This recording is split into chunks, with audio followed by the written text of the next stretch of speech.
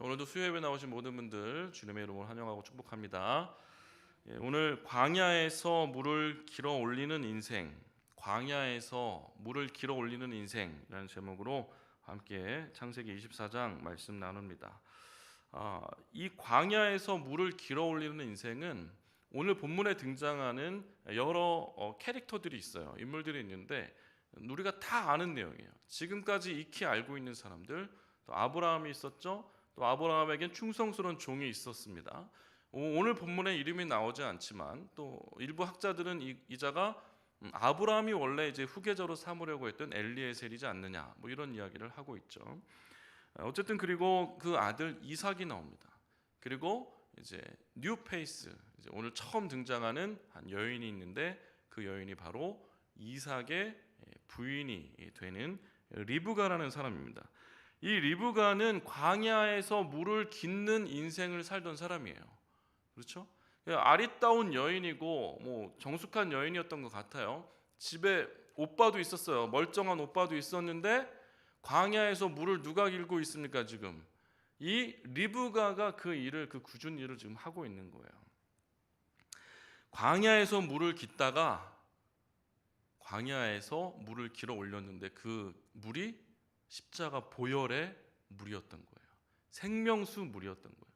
그래서 이 리브가가 수지 맞는 인생이 된 겁니다. 우리에게도 그런 은혜가 있기를 소망합니다. 광야에서 물을 깃는 그 십자가 붙잡듯이 그 바가지를 붙잡은 거예요. 십자가 붙잡듯이 머리에 가시 면류관 쓰듯이 그 무거운 물동이를 어깨에 메고 그는 그 자리를 계속 지켰던 거예요. 끝까지 하나님을 찬양하며 그 인생 가운데 하나님이 축복해 주시고 복을 주시는 거예요. 이러한 은혜가 우리에게 있기를 소망합니다. 오늘 이제 1절에 보시면은 아브라함이 나이가 많아 늙었고 또 여호와께서 그에게 범사에 복을 주셨더라, 이렇게 기록하고 있습니다. 이제 아브라함은 나이가 많이 늙었어요. 이제 지난번 본문에 아브라함의 아내 사라가 127세를 살다 죽었으니까 이제 아브라함은 그 나이보다 10살이 더 많습니다. 그러니까 이제 137세가 되었어요. 물론 아브라함은 175세에 소천했기 때문에 아직 살 날은 창창하게 많이 남았습니다. 그러나 그는 여러 가지 면에서 아마 어려움을 겪고 있었을 것이 분명해요. 그래서 아브라함의 나이가 많아 늙었다라고 이야기합니다.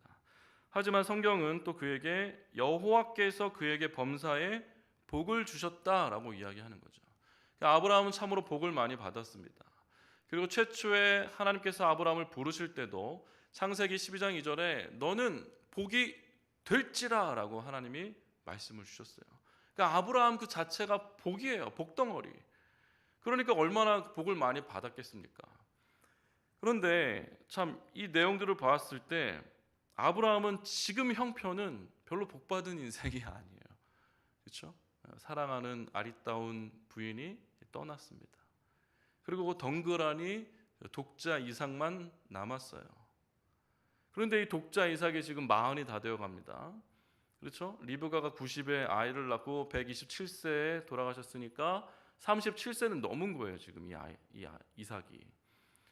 어머니도 없이 아빠만 혼자 있는데 이 철없는 아이가 37세 먹은 철없는 아이가 그 당시로선 벌써 홍기를 지나고도 거의 이제 할아버지 꼴인 거예요. 할아버지 꼴. 거의 그 정도 된 거죠. 그런데도 아직도 철이 안 들어서 혼자 그렇게 있는 거죠, 집에. 그러니까 아브라함이 얼마나 답답하겠습니까? 그러니까 이런 아브라함의 모습, 자기도 혼자 됐고 또 아들내미도 혼자 있고 하나님은 분명히 약속하셨고 복을 주신다 하셨지만 눈앞에 도무지 내가 복받은 인생이라는 것을 찾아보기가 힘든 그런 안타까운 모습을 가지고 있다는 거예요. 그런데 어떻습니까? 참 놀라운 것은 이 아브라함이 진짜 믿음의 사람이에요. 믿음의 사람. 여러 가지 산전수전을 겪으면서 그의 믿음이 갈수록 점점 아주 보석처럼 빛나고 있는 그 모습을 보게 되는 거예요. 지금 이제 이 정도 됐으면 내가 늙었으니까 내 아들도 혼자 있고 이제 다 귀찮다. 그냥 이젠 그냥 끝이야라고 생각하면서 포기할 법도 하잖아요. 그런데 하나님은 아브라함에게 약속하셨기 때문에 내가 포기해도 하나님 포기하지 않는다는 건 아브라함은 알고 있는 거예요. 그리고 분명히 그 독자 아들 이삭을 데리고 모리아산에 올라갔다가 하나님이 그를 죽이지 않고 다시 살리신 그 사건을 통해서 이 아이가 구원의 계보를 이을 하나님의 약속을 성취할 그 아이라는 것을 분명히 알았다는 거예요. 그래서 아브라함은 포기할 수가 없는 거예요. 멈출 수가 없는 거예요.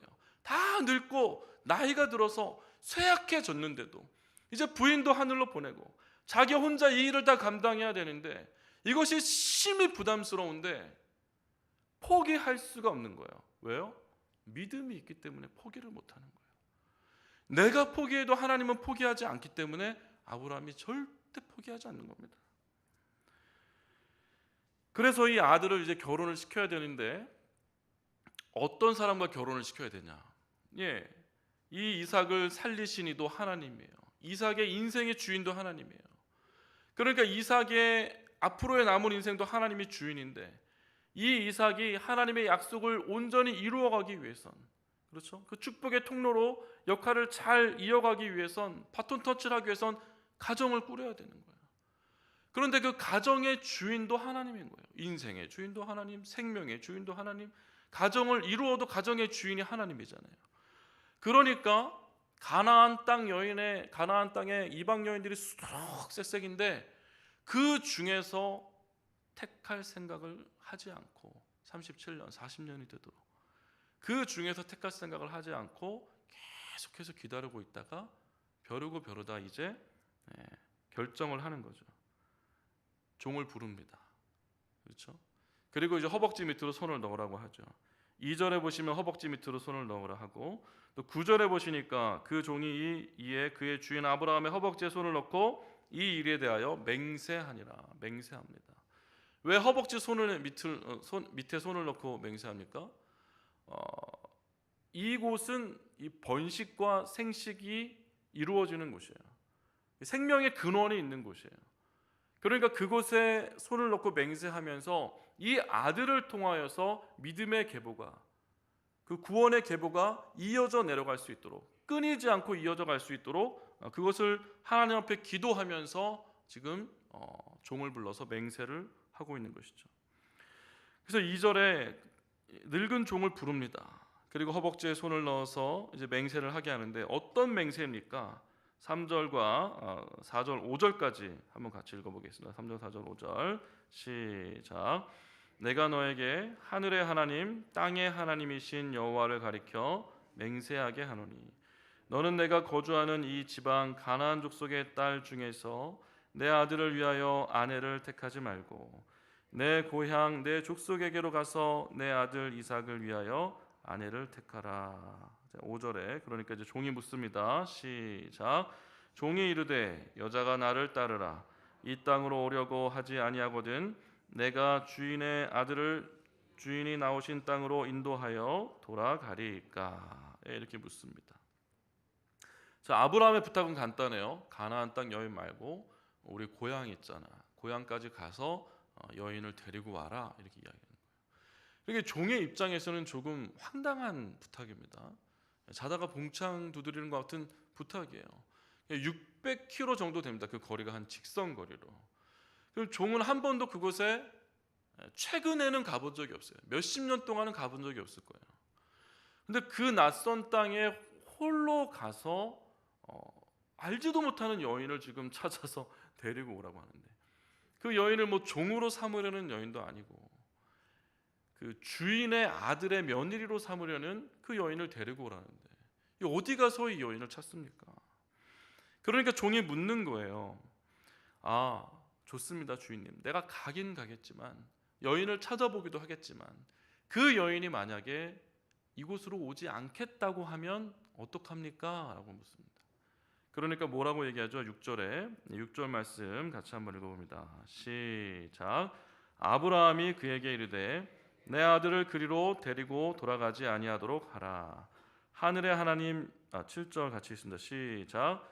하늘의 하나님 여호와께서 나를 내 아버지의 집과 내 고향 땅에서 떠나게 하시고 내게 말씀하시며 내게 맹세하여 이르시기를 이 땅을 내 씨에게 주리라 하셨으니 그가 그 사자를 너보다 앞서 보내실지라 내가 거기서 내 아들을 위하여 아내를 택할지니라. 아멘. 제가 7절 앞에다가 별표를 크게 해놨더니 7자가 안 보여서 7절이 제일 중요한 거예요. 중요한 부분이에요. 자, 보세요. 아브라함이 무슨 이야기를 하냐면 지금 아브라함은 급해요. 아들 이삭을 빨리 결혼시켜야 돼요. 자기는 늙어서 언제 죽을지 몰라요. 내가 죽으면 아들의 뒷감당 어떻게 누가 이 아이를 어떻게 하겠어? 누가 도와주겠어요? 약간 철이 없어요. 이삭이 메가리가 없어요. 아세요, 여러분? 어렸을 때 겪은 17살 때 겪은 그 트라우마 때문에 모리아산에 올라가서 아버지가 자기를 찍어 죽이려고 했던 그 강력한 트라우마 때문에 이 마음이 굉장히 심약합니다. 이 이삭이라는 사람이. 가만 보면 그래요. 누구랑 대들어 맞붙어 싸우질 않아요. 어쨌든 그런 캐릭터를 가지고 있는데, 그러니까 이 이삭을 어떻게 하겠는 말이죠. 마음이 급한데 종이 내가 그 멀리까지 가서 여인을 찾아보고 없으면 그 여인이 이곳으로 오지 못하겠다고 하면 어떡합니까? 하니까 그러면 그때 이 아들을 데리고 그 땅으로 가도 되겠습니까? 했더니 뭐라고 해요? 가지 말라고 하는 거예요. 근데 그 이유가 중요한 거예요. 그 이유. 7절에 보면 그게 나와 있어요. 7절에 하늘의 하나님 여호와께서 나를 내 아버지 집과 내 고향 땅에서 떠나게 하시고 내게 말씀하시며 내게 맹세하여 이르시기를. 그러니까 원래 있던 그곳에서 부르시면서 맹세한 하나님의 약속은 뭐냐면 이 땅을 내 씨에게 주리라 하셨기 때문에 이삭은 절대 못 데리고 간다. 여자가 오지 않는다 하면 데리고 오지 마. 필요 없어. 이렇게 확실하게 잘라내는 거예요. 지금 급해요. 급한데 아브라함은 단호하게 하나님의 약속을 믿고 신뢰하기 때문에 그것을 거부하는 거예요. 그럼 네 혼자 와라. 그래서 8절에 그 맹세는 오늘 지금 한 이 맹세는 너와 상관없는 맹세가 될 거니까 만약에 여인이 그런 부탁을 하면 상관없다. 그냥 오거라. 이 말씀을 하는 겁니다. 그러니까 이 아브라함의 믿음을 보십시오. 아브라함은 지금 현실적인 선택을 하는 것이 아니라 지금 이 상황에서도 아내가 죽고 다 이제 나이가 차고도 넘은 그 아들 이삭을 놓고도 역시나 마찬가지로 하나님이 나에게 어떤 약속을 주셨는지 그 약속에 집중하고 있는 거예요. 이것이 아브라함의 믿음이에요. 오늘날 이 아브라함의 믿음이 이만큼 성장한 것을 보게 되는 것입니다. 우리도 이런 믿음 갖길 원합니다. 우리도 이런 믿음 갖길 원합니다. 이 믿음을 가지고 있어야 되는 거예요. 사실 이것이 믿음이죠. 상황이 바뀌고 내 뜻대로 되지 않는다고 해서 이것이 손바닥 뒤집듯이 바뀐다면 사실상 그것은 믿음이라고 하기 어려운 것입니다. 하나님은 우리에게 약속을 하셨지만 하나님은 반드시 우리에게 약속하신 것을 이루실 것이지만 우리가 그것을 의심하고 믿지 못한다면 하나님의 약속은 적어도 우리에게서만큼은 신기루처럼 다 날아가 버리는 거예요.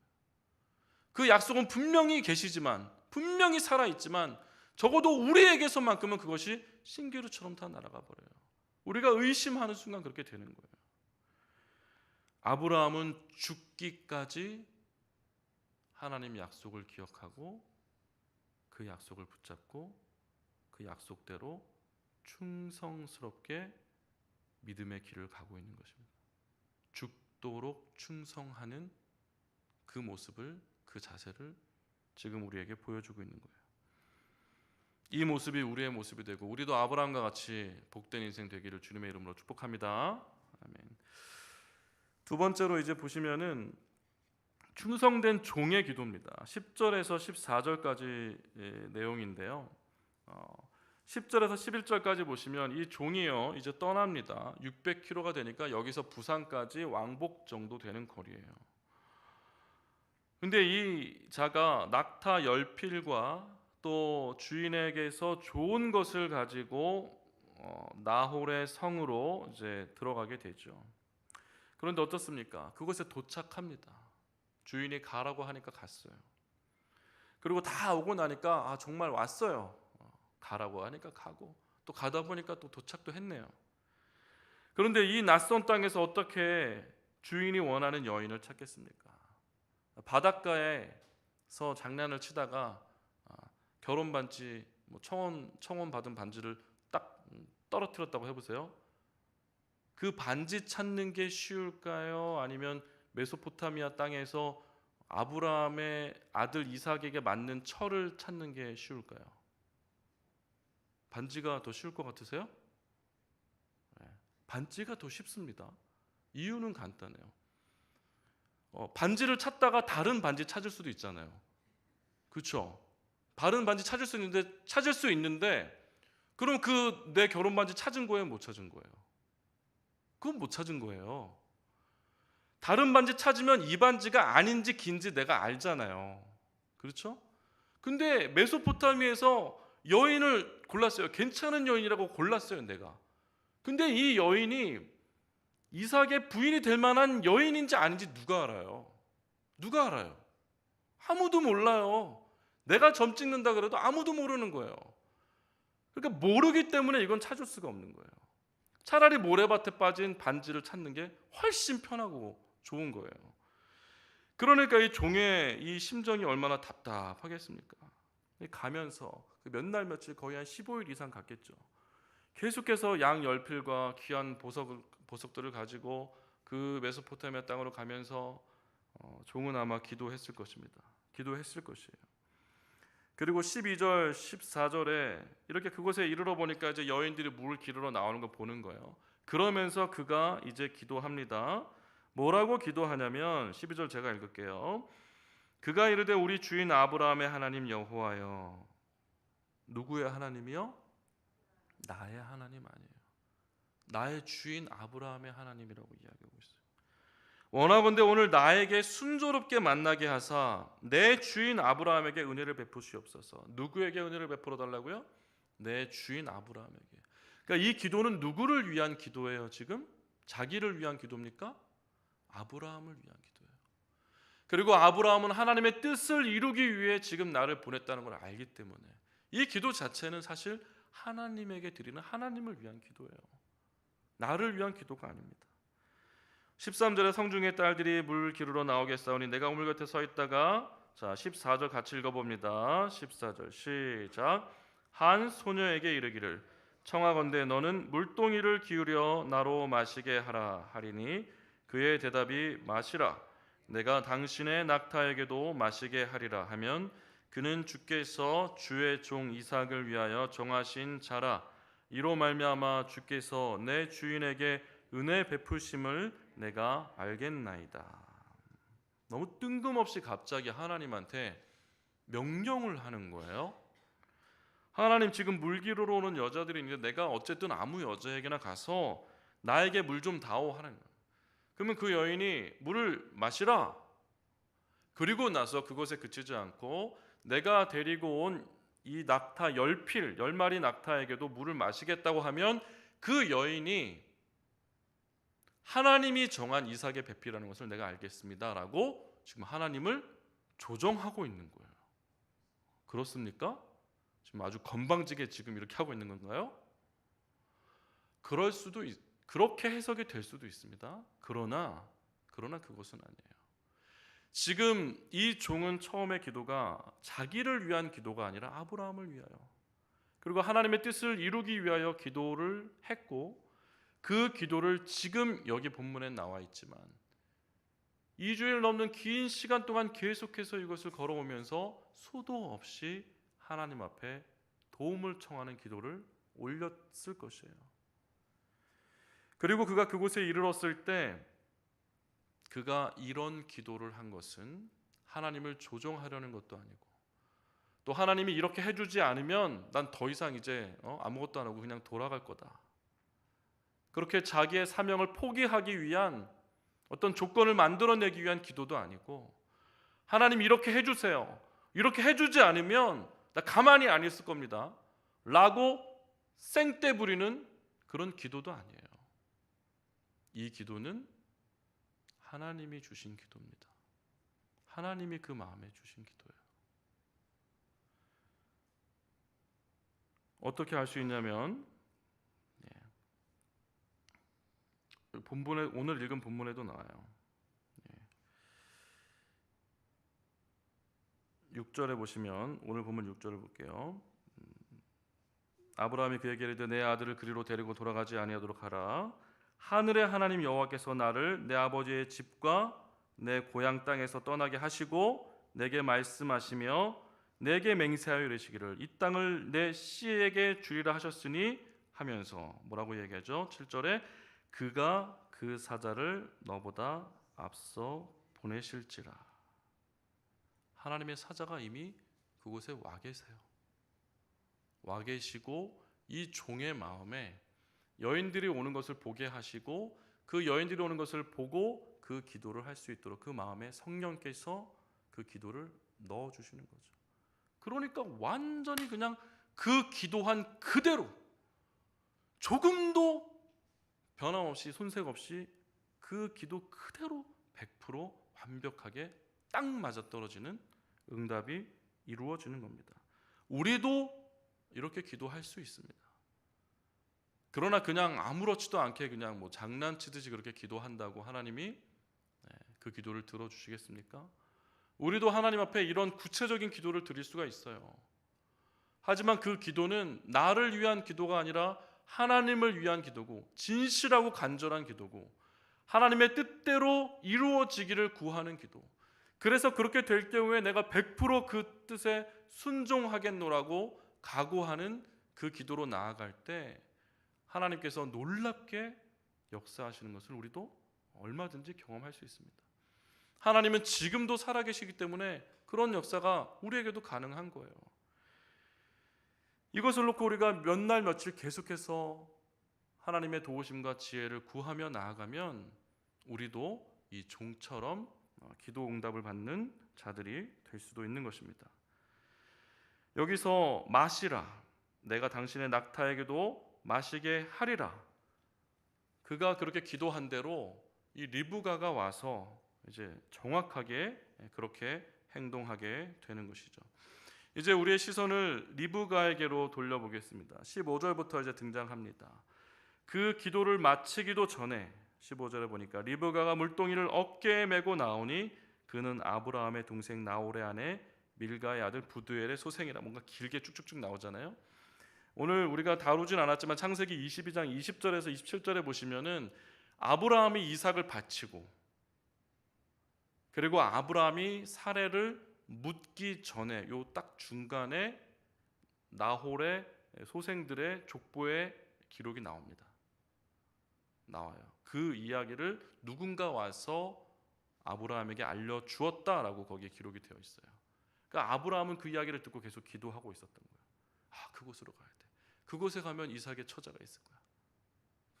그러면서 기도하고 있다가 지금 보낸 것이고 바로 그 족보에 나왔던 누구가 누구의 소생이 바로 여기 짜잔 리브가다라고 복선을 깔아놨던 것을 여기서 매듭을 짓고 있는 겁니다. 그러면서 16절에 보니까 그 소녀는 보기에 심히 아리따고 지금까지 남자가 가까이 하지 아니한 처녀더라. 그가 그 우물로 내려가서 우물로 왜 내려갑니까? 우물에는 이렇게 던져가지고 이렇게 끌어올려야죠. 근데 이 중동의 우물은 던져서 물을 깃는 게 아니에요. 나중에 이제 이삭이 우물을 몇 번 뺏기잖아요. 그렇죠? 오늘날로 치자면 우리 시대, 지금 오늘 현재 서울의 시대로 치자면 이 당시 우물은 건물 한 채예요. 건물 한 채. 건물 하나, 자기 재산 건물 한 채를 그냥 뺏긴 거예요, 남한테. 왜냐하면 우물이 우리 본당만 합니다. 거의 본당만 하고 계단이 있어요. 계단. 그러니까 우리나라 같은 땅이야 조금만 파면은 물이 나오지만 중동같이 마른 땅은 물이 안 나와요. 물이 안 나오니까 좀 과장돼서 말씀드리면 본당만 해요. 그렇죠? 네. 그러니까 계단이 있어요. 우리 저기 계단 있는 것처럼 계단으로 내려가시죠, 여러분. 그 계단이 있어요. 이렇게 계단 따라 내려가고 다시 거기서 이제 부딪히면 안 되니까 이쪽 계단으로 해서 올라오게 만들어 놓고, 아니면 그것도 안 되면 그냥 이렇게 나선형으로 해서 더 깊이 내려가는 거는 나선형으로 해서 이렇게 계속 내려가게 해놨어요. 그러니까 건물 하나 짓는 것보다 더 큰 힘이 들어가는 거예요. 어마어마한 건축물이 바로 우물입니다. 그 우물을 따라 내려가는 거예요. 물동이를 지고 계단을 내려가요. 근데 어떻게 해요? 그 물동이를 지고 다시 계단을 오르는 거예요. 우리 1층에 로비에 있는 그 생수통, 그 20리터인가요? 생수통. 우리 전도사님이 힘이 세가지고 평소에는 그걸 다 이렇게 물 없을 때마다 다 손수 이렇게 다 채워 놓고 있습니다. 여러분 아십니까? 예, 고마워하셔야 됩니다. 근데 이 리브가도 아마 그 정도 힘이 셌던 것 같아요. 그 생수통을 메고 계단을 내려갔다가 또 다시 올라오는데, 한 번만 한 것이 아니라 말 10피를 먹이려면 말이 보통 이 낙타가 보통 100리터 정도 먹는다. 125리터? 100리터 가까이 먹는다는 거예요. 그럼 지금 이 밑에 있는 그 생수통 물통이 한 20리터라고 쳤을 때, 그렇죠? 그 낙타 한 피를 먹이기 위해서는 100리터를 먹으니까 이거를 5번 올려야 되는 거예요. 그럼 그 10마리면 몇 번이에요? 저 생수통을 50번을 올려야 되는 거예요. 50번. 물론 그렇게 충분히 안 먹였을 수도 있습니다. 그냥 목만 축이게 했을 수도 있어요. 그렇죠? 어쨌거나 그 일은 보통이 아닌 거예요. 그런데 참 놀랍게도 이 리브가라는 사람은 자기의 오빠가 있었고, 가만 생각해 보니까 너무 불쌍한 여인이에요. 오빠가 있었는데 물동이를 지고 그 험한 광야까지 가서 그 우물에 그 물동이를 지고 내려가서 수도 없이 물동이를 지고 올라와야 하는 그 힘든 일을 계속해서 지금까지 감당해 오고 있었다는 거예요. 근데 오늘 우리가 부른 찬송처럼 아까 앞에도 말씀드렸지만 십자가 단단히 붙잡고 날마다 이기면 나가세요. 이 리브가가 잡았던 것은 물동이었지만 그 물동이가 결국 그의 일상에서 붙잡았던 십자가였습니다. 그가 일상의 예배를 통해서 붙잡았던 십자가였던 거예요. 이것이 비록 나의 십자가일지라도 단단히 그것을 붙잡고 날마다 그 십자가를 이기며 나아갔던 사람이 바로 이 리브가였던 거예요. 머리에 면류관 쓰고서, 우리 옛 어르신들은 머리에다 이렇게 물동이를 쓰지 않았습니까? 머리에 면류관 쓰는데 이 가시 면류관 있잖아요. 그 면류관을 쓰고도 주 앞에 찬양할 그날까지 계속해서 그 일을 감당했던 사람이 이 리브가입니다. 작은 일에 충성하고 언제까지? 죽도록 충성하고. 그러고 보니까 이 아브라함과 리브가가 닮았어요. 닮은 꼴이에요. 아브라함은 다 늙어서 이제 그만 쉬고 싶다. 이제 나도 모르겠다. 그냥 포기하고 싶다. 그 마음이 들 법도 한데 죽도록, 죽기까지 난 하나님 앞에 충성할 거야 라는 그 각오로, 그 믿음을 가지고 단단히 주님을 붙잡고 나아가고, 여기서 오는 그 이 리브가도 무슨 일이 있고 내가 여인으로서 힘도 없고 약하지만 그래도 나에게 주어진 이 일 끝까지 감당할 거야 하는 그 마음으로 물을 깃다가, 광야에서 물을 깃다가 수지 맞은 거예요. 예수님 만난 거예요. 생명수를 건진 거예요. 십자가 보혈의 피를 건진 거예요. 그래서 무명의 여인 리브가가 지금 이삭의 아내가 되고 또 믿음의 계보를 이어갈 수 있게 된 것입니다. 말씀 하나 띄워주시고 이걸 하나 읽고 말씀 마치도록 하겠습니다. 요한계시록 이런 본문은 신약 성경에도 나오고 많이 나오죠. 그러나 이제 요한계시록, 우리 성경 마지막 책에 나와 있는 그 구절을 한번 같이 읽어보겠습니다. 시작.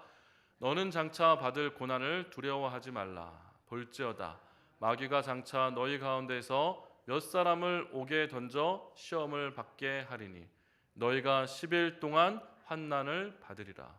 내가 죽도록 충성하라. 그리하면 내가 생명의 관을 내게 주리라. 아멘. 지금까지 충성해 오던 아브라함이 아내도 죽고 이제 모르겠다. 그만하자. 라고 하나님이 자기에게 주신 사명 던져버렸으면 그 가문은 어떻게 됐을 것 같습니까? 리브가가 물동이를 지고 오다가 집에 오빠도 있고 종들도 있는데 그만하자 라고 그가 그 물동이를 집어 던졌으면 어떻게 됐겠어요? 믿음을 지키는 것은 죽도록 충성하는 그 기다림의 자세로 믿음을 지켜야 하는 거예요. 어떤 사람이 이 말을 하더라고요. 불평하는 것은 불행을 평생 끌어안고 사는 거래요. 원망하는 것은 원 없이 망하는 길이래요. 어떤 우리의 초등학교 교장 선생님이 그런 얘기 하시더라고요. 교회 다니시는 분인가 봐요. 우리의 신앙생활을 돌아봤으면 좋겠습니다. 이제 아브라함은 인생의 말미에 나왔어요. 리브가는 이제 새로운 시작입니다. 근데 마지막을 사는 사람과 시작을 사는 사람의 모습이 너무나 닮아 있잖아요. 우리가 나이가 많건 적건 하나님 배울 그날을 기다리면서 끝까지 불평하지 말고 원망하지 말고 죽도록 충성할 때 쉬지 않고 일하시는 하나님께서, 신실하신 하나님께서 우리와 우리 자녀들에게, 또 우리 가정에, 또 우리 교회에, 또 우리 믿음의 모든 식구들에게 하나님의 놀라운 은혜를 리브가에게 베풀듯이 우리에게도 베푸실 것을 믿습니다. 그러한 은혜가 우리 모두에게 있기를 주님의 이름으로 축복합니다. 아멘.